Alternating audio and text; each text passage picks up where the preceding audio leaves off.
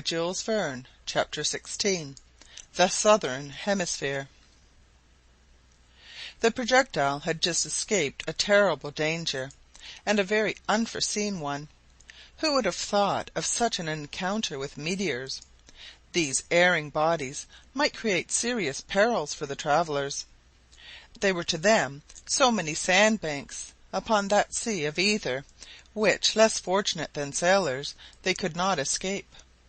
But did these adventurers complain of space? No, not since nature had given them the splendid sight of a cosmical meteor bursting from expansion, since this inimitable firework, which no Ruggieri could imitate, had lit up for some seconds the invisible glory of the moon. In that flash continents, seas, and forests had become visible to them. Did an atmosphere, then, bring to this unknown face its life-giving atoms? Questions still insoluble, and forever closed against human curiosity.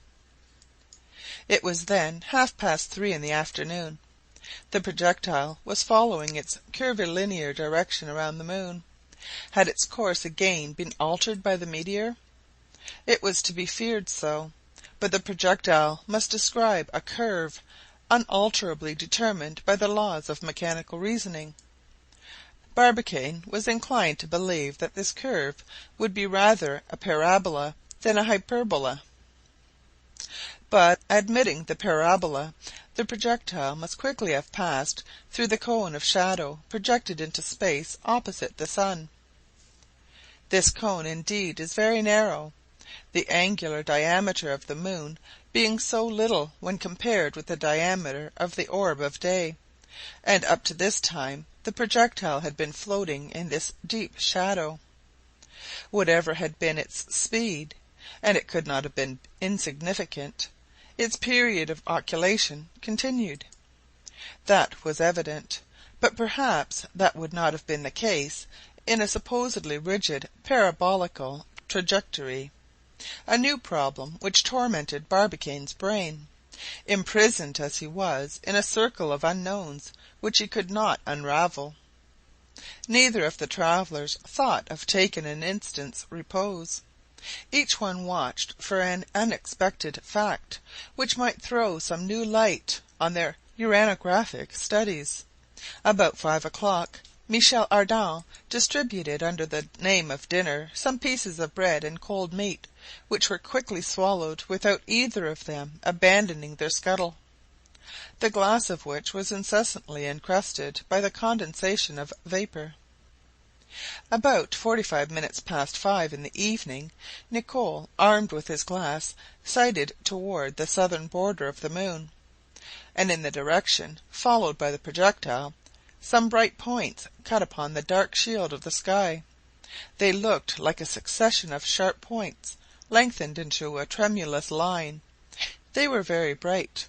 Such appeared the terminal line of the moon when in one of her octants. They could not be mistaken. It was no longer a simple meteor.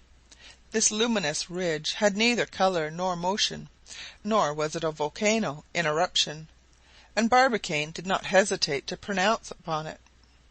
"The sun!" he exclaimed. "What, the sun?" answered Nicholl and Michel Ardan. "Yes, my friends, it is the radiant orb itself, lighting up the summit of the mountains situated on the southern borders of the moon. We are evidently nearing the South Pole." "After having passed the North Pole," replied Michel. "We have made the circuit of our satellite, then?" "Yes, my good Michel." "Then no more hyperbolas, no more parabolas, no more open curves to fear." "No, but a closed curve." "Which is called?" "An ellipse. Instead of losing itself in interplanetary space, it is probable that the projectile will describe an elliptical orbit around the moon." "Indeed." "And that it will become her satellite." "Moon of the moon!" cried Michel Ardan. "Only I would have you observe, my worthy friend," replied Barbicane, "that we are none the less lost for that." "Yes, in another manner, and much more pleasantly," answered the careless Frenchman, with his most amiable smile. CHAPTER XVII.